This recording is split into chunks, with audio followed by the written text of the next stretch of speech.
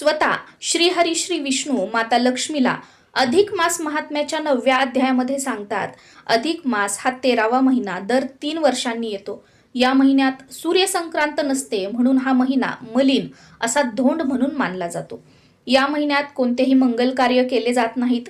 तथापि या महिन्याचा स्वामी जो गोलोकवासी मुरलीधर पुरुषोत्तम आहे, यांची पूजा केल्याने आणि स्नान, दान, व्रते, नियम पाळल्याने मनुष्याला मुक्ती मिळते व त्याचे इच्छित मनोरथ सुद्धा पूर्ण होते.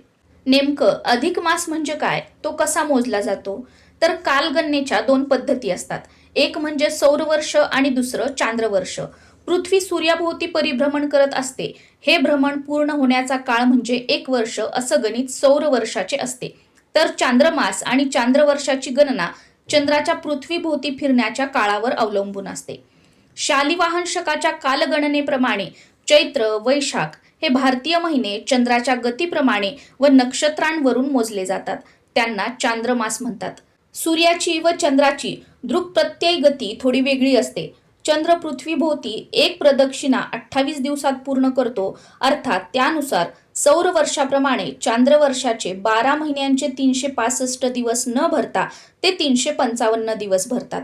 प्रत्येक महिन्यात अशी तूट येत असल्यामुळे आपल्या चांद्रमासाच्या वर्षाचे दिवस व सौर वर्षाचे दिवस यांचा ताळमेळ घालण्यासाठी साधारण दर 3 वर्षांनी म्हणजेच सुमारे 32.5 महिन्यांनी 22 महिने 16 दिवस आणि 4 घटिकांनी एक चांद्रमास 2दा मोजतात आणि त्यालाच अधिक मास म्हटलं जातं. ज्या वर्षी हा अधिक मास येतो ते चांद्रवर्ष 13 महिन्यांचे असते. दरवर्षी 11 दिवस 1 तास 31 मिनिटे आणि 12 सेकंदाचा फरक पडत असतो. आता 3 वर्षांनी एकदा हा बॅकलॉग भरून काढण्यासाठी पंचांगात अधिक मासाची गणना करण्यात आलेली आहे. अधिक महिन्यात वेगवेगळी व्रत करण्याला आणि वेगवेगळे नियम पाळण्याला खूप जास्त महत्त्व आहे. स्वतः श्रीहरी विष्णूंनी अधिक मास महात्म्यामध्ये अध्याय 9व्यात माता लक्ष्मीला अधिक मासात कोणकोणती व्रत करावीत, कोणते नियम पाळावेत हे सांगितलेलं आहे. आपल्या चॅनलवर अधिक मास महात्म्य मी मराठीमध्ये अपलोड केलेलं आहे. तुम्हाला हवं असेल तर पूर्ण धोंड्याचा महिना रोज तुम्ही अधिक मास महात्म्याचा एक अध्याय ऐकू शकता किंवा दररोज संपूर्ण अधिक मास महात्म्य सुद्धा तुम्ही ऐकू शकता. खाली डिस्क्रिप्शन बॉक्समध्ये संपूर्ण अधिक मास महात्म्याची लिंक मी तुम्हाला दिलेली आहे किंवा आपल्या चॅनलवर गेल्यानंतर पहिलाच व्हिडिओ संपूर्ण अधिक मास महात्म्याचा तुम्हाला बघायला मिळेल. त्यावरूनही तुम्ही रोज संपूर्ण अधिक मास महात्म्य ऐकू शकता. श्रीहरी विष्णूंनी सांगितल्याप्रमाणे या अधिक महिन्यामध्ये भूमिशयन व्रत करावे. म्हणजेच काय की बेडवर झोपायचं नाही, गादीवर झोपायचं नाही. संपूर्ण अधिक मास खाली फरशीवर सतरंजी, घोंगडी किंवा चटई टाकून त्यावर झोपायचं आहे. मग ते दुपारी झोपणं असो, रात्री झोपणं असो किंवा बसणं असो, गादीवर किंवा बेडवर बसायचं नाहीये. त्यानंतर संपूर्ण अधिक मास पत्रावळीवर जेवण करायचं आहे, ताटामध्ये जेवण करायचं नाही. त्यानंतर अनारसे, बत्तासे, खारका, सुपारी किंवा फळं असतील तर ही 33 संख्येमध्ये सत्पात्र म्हणजे पात्रासह दान करायचे आहेत. आता जावयाला दान देणं वेगळं. हे जे दान आहे हे आपण एखाद्या मंदिरामध्ये गुरुजींना किंवा एखाद्या गरजू व्यक्तीला तुम्हाला द्यायचं असेल तर देऊ शकता. त्यानंतर एक वेळ जेवण करून सुद्धा तुम्ही अधिक मास पाळू शकता, उपवास करू शकता, या महिन्यामध्ये अन्नदान करू शकता किंवा संपूर्ण धोंड्याचा महिना गाईला गोग्रास खाऊ घालू शकता. जोडपं भोजन म्हणजे एखादं जोडपं बोलवायचं आणि संपूर्ण अधिक मास त्यांना दुपारचं किंवा रात्रीचं जेवण आपल्या घरी जीव घालायचं किंवा तुम्ही एखादी सवाष्णी स्त्री बोलवू शकता आणि तिला सुद्धा जेवण घालू शकता. त्यानंतर दीपदान करू शकता, आवळी स्नान करू शकता, तीर्थस्नान करू शकता. आता तीर्थस्नान तर आपण दररोज काही करू शकत नाही.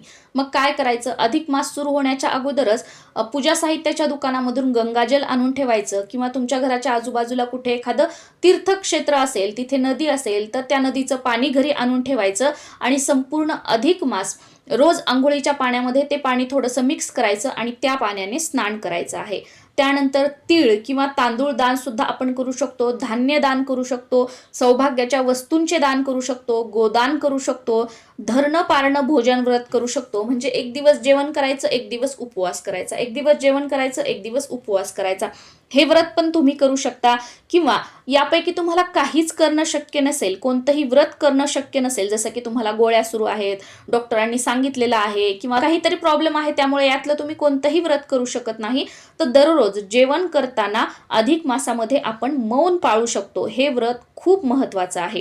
हे सगळे व्रत केल्याचं पुण्य जे आहे, जर आपण अधिक मासात जेवताना मौन पाळलं तर यामुळे आपल्याला मिळतं. किंवा बघा, जर तुम्हाला ओरडून बोलायची सवय असेल, कोणाचा अपमान करायची सवय असेल, तुमच्या बोलण्यामुळे खूप लोक दुःखी होतात, मग घरचे असतील बाहेरचे असतील, तर संपूर्ण अधिक मास तुम्ही कठोर न बोलण्याचं व्रत सुद्धा करू शकता. या महिन्यामध्ये केली जाणारी काही लोकप्रिय व्रत सुद्धा आहेत की जी आवर्जून वर्षानुवर्ष महिला करतात. तर त्यामध्ये हळदी कुंकू स्वास्तिकचं व्रत सुद्धा आहे, लाखोळी व्रत आहे. मग ही लाखोळी बरेच जण आपल्या देवघरामध्ये जे बाळकृष्ण असतात तर त्यांना 1.25 लाख तुळशीपत्र अर्पण करतात अधिक मासामध्ये, किंवा संपूर्ण चातुर्मासामध्ये मिळून, किंवा फुलं धान्याची सुद्धा लाखोळी वाहिली जाते. त्यानंतर गोपद्म व्रत केलं जातं, दररोज तुळशीची पूजा केली जाते, किंवा एखादी सवाष्णी बोलून तिची रोज ओटी भरली जाते, गोपद्म व्रत केलं जातं, किंवा एखाद्या सवाष्णी स्त्रीला बोलून रोज तिला जर चहा आवडत असेल तर चहा, किंवा दूध आवडत असेल तर दूध तिला पाजलं जातं. एक तर सकाळचा चहा किंवा संध्याकाळचा चहा, किंवा संध्याकाळचं दूध किंवा सकाळचं दूध. तर ही काही व्रते आणि दाने आहेत जी आपण अधिक मासामध्ये करू शकतो. नमस्कार मंडळी, मी प्रांजली. यंदा 2026 मध्ये अधिक मास हा 17 मेला रविवारी सुरू होत आहे आणि 15 जून 2026 वार सोमवारी संपत आहे. अधिक मासामध्ये पुरुषोत्तमाची म्हणजेच श्रीहरी विष्णूंची पूजा करण्याला जास्त महत्त्व आहे आणि लेक जावई म्हणजे आपण लक्ष्मी नारायणाचा जोडा मानतो. म्हणूनच अधिक मासामध्ये लेक जावयाला लक्ष्मी नारायण स्वरूप मानून त्यांचा मानपान केला जातो व जावयाला वाण सुद्धा दिले जाते. आता बघा, हौशेला मोल नाही. हौस आहे, मला आवडतं म्हणून, किंवा ह्यांनी असं केलं त्यांनी तसं केलं म्हणून तुम्ही कितीही मोठा थाटमाट करू शकता. पण जर तुम्ही सक्षम असाल तर मुलीला आणि जावयाला त्यांच्या मनाप्रमाणे कपडे घेऊ शकता, जावयाला सोन्याची अंगठी घेऊ शकता, मुलीला पैंजण किंवा चांदीच्या ताटाचा सेट देऊ शकता. बरेच जण चांदीचं ताट, त्यामध्ये वाटी, तांब्या, पेला, चमचा असं सेट म्हणून देतात, किंवा अजून काही तुम्हाला चांदीच्या वस्तू द्यायच्या असतील तर त्या सुद्धा तुम्ही देऊ शकता. तुम्हाला हवी तशी तुम्ही लेक जावयाची हौसमौज करू शकता. जावयाला जर तुम्ही सोन्याची अंगठी दिलेली असेल तर मुलीला छोट्यात छोटी का होईना चांदीची वस्तू आवर्जून द्या. आणि आता बघा, सोनं महाग झालेलं आहे, सोनं तर काही आपण देऊ शकत नाही, मग लेक जावयाला छोट्यात छोटी का होईना चांदीची एखादी वस्तू वाण म्हणून देण्याचा प्रयत्न करा. आणि जर तुम्ही सक्षम असाल तर तुमच्या हौशेप्रमाणे तुम्ही सोन्या चांदीच्या ज्या वस्तू आहेत त्या देऊ शकता, पण चांदीचा त्यामध्ये आवर्जून वापर करावा. हवं तर तुम्ही एखादी चांदीची निरांजन सुद्धा देऊ शकता. आता चांदी या अधिक मासामध्ये जावयाला वाण देण्याला का महत्त्व आहे? कारण की लक्ष्मी मातेला चांदी अतिशय प्रिय आहे, त्यामुळे जावयाला चांदीच्या भेटवस्तू दिल्या जातात. धार्मिक दृष्टिकोनातून चांदी हा अत्यंत पवित्र आणि सात्विक धातू मानला जातो. मान्यतेनुसार चांदीची उत्पत्ती ही भगवान शंकरांच्या डोळ्यातून झाली आहे. चांदीचा संबंध हा प्रेमाचा कारक शुक्र आणि धनाचा मानाचा कारक चंद्राशी संबंधित आहे. चांदी शरीरातील पाणी आणि घटक नियंत्रित करते. यासोबतच शरीरातील समस्या दूर करण्यासाठीही चांदीचा उपयोग होतो. मुलीचं आयुष्य सुखी करण्यासाठी अधिक महिन्यात जावयाला चांदीच्या वस्तू ह्या भेटवस्तू म्हणून दिल्या जातात. या अधिक मासात चांदीच्या निरांजनाला सुद्धा खूप जास्त महत्त्व आहे. याचं कारण असं की माता लक्ष्मी आणि भगवान विष्णू यांचा आशीर्वाद मिळवण्यासाठी अधिक मासात दीपदान केलं जातं आणि याला खूप जास्त महत्त्व आहे. यामुळे जावयाला चांदीचे निरंजन नक्की द्या. जावयाला चांदीचं निरंजन दिल्यामुळे आपल्याला माता लक्ष्मी आणि भगवान विष्णूंचे आशीर्वाद मिळतात. जेव्हा तुम्ही चांदीचं निरंजन जावयाला देता तेव्हा तुमच्यावरील यम, शनी, राहू आणि केतू ग्रहांचे वाईट परिणामही कमी होतात असं सुद्धा सांगितलं जातं. पण हे करावंच असं अजिबात नाही. साधं आणि सोपं. धोंड्याच्या महिन्यात कोणत्याही एका दिवशी शुभ दिवस बघून, तुम्ही कॅलेंडरवर बघितलं तर त्यावर लिहिलेलं असतं शुभ दिवस म्हणून, तर त्या शुभ दिवशी कोणताही वार असू द्या, जावयाला आणि लेकीला आपल्या घरी बोलवायचं आहे. त्यांच्यासोबतच त्यांचे जे आई वडील असतील किंवा त्यांच्या घरामध्ये जे सदस्य आहेत, सासरची मंडळी, त्या सर्वांना आपल्या घरी बोलवायचं आहे. पण काही अडचणींमुळे संपूर्ण धोंड्याचा महिना लेक जावयाला बोलावणं झालं नाही, म्हणून चला आज अधिक मासाचा शेवटचा दिवस आहे म्हणून लेक जावयाला बोलवायचं, त्यांचा मान सन्मान करायचं असं अजिबात करू नका. कारण शेवटच्या दिवशी अमावस्या असते आणि अमावस्येच्या दिवशी लेक जावयाला बोलवून त्यांचा मानपान करू नका. यापेक्षा तुम्ही धोंड्याच्या महिन्यात लेक जावयाला नाही बोलवलं तरी सुद्धा चालेल, पण अमावस्येच्या दिवशी मात्र त्यांना चुकूनही बोलवू नका. धोंड्याचा महिना म्हटलं की बरेच जण बघा फक्त लेक जावयाला बोलवतात. मग जावयाच्या आई वडिलांना, त्याच्या घरच्या मंडळींना काही बोलवत नाहीत. मग फक्त जावाईच तुमचा आहे का? जर तुमच्या जावयाचे आई वडील नसते तर तुमचा जावाई हा तुमचा झाला असता का? नसता झाला. म्हणून जावयाबरोबरच तुम्ही घरातील सगळी मंडळी राहू द्या, पण किमान जावयाच्या आई वडिलांना मात्र धोंड्याच्या महिन्यामध्ये आवर्जून बोलवा आणि त्यांचा सुद्धा मानसन्मान करा. तुम्हाला जावयाचं घर पाहिजे, जावयाची प्रॉपर्टी पाहिजे, लग्नामध्ये जावयानी त्याच्या घरच्यांनी सोनं चांदी सगळ्या हाऊसमौज कराव्यात, हे सगळं पाहिजे. आणि मग फक्त मानसन्मान करायला जावाईच हवा का? तर नाही, त्याच्या घरच्यांचा सुद्धा आपण मानसन्मान करायला हवा. याचा विचार तुम्ही नक्कीच एकदा करून बघा. ज्या दिवशी तुम्ही धोंडे जेवणासाठी जावयाला घरी बोलवणार आहात तर त्या दिवशी लेक जावई आणि सासरची मंडळी दरवाजामध्ये आली की त्यांच्यावरून तुकडा उतरून टाकायचा असतो. आता आमच्याकडे ते ही पद्धत आहे बघा, आमच्याकडे टाकलं जातं. पण तुमच्याकडे ही पद्धत नसेल तर दरवाजावर ते आल्यानंतर उंबरठ्याच्या बाहेर त्यांच्या पायावर पाणी टाकायचं, त्यांचं पाद्यपूजन करायचं, औक्षण करायचं आणि मग त्यांना उजवा पाय घरामध्ये टाकून घरामध्ये बोलवायचं आहे. त्यांच्यासाठी पूर्णावरणाचा स्वयंपाक बनवायचा. जावयाला जर एखादा पदार्थ खूप आवडत असेल तर जावयाच्या आवडीचा सुद्धा एखादा पदार्थ बनवायचा आणि आवर्जून धोंडे जेवणाच्या स्वयंपाकामध्ये पुरणाचे धोंडे हे बनवायचे आहेत. आता पुरणाचे धोंडे खूप मोठे मोठे वगैरे बनवू नका, ते खावेसे वाटत नाहीत. छोटे छोटेच बनवा, पण अगदी चांगले बनवा की हां ते खाल्ल्या गेले पाहिजे. नाही तर काय, धोंडे जेवण आहे म्हणून मी बऱ्याच ठिकाणी बघितलं खूप मोठे मोठे जाड जाड धोंडे करतात, मग ते खावेसे पण वाटत नाही आणि मग ते वाया जातात.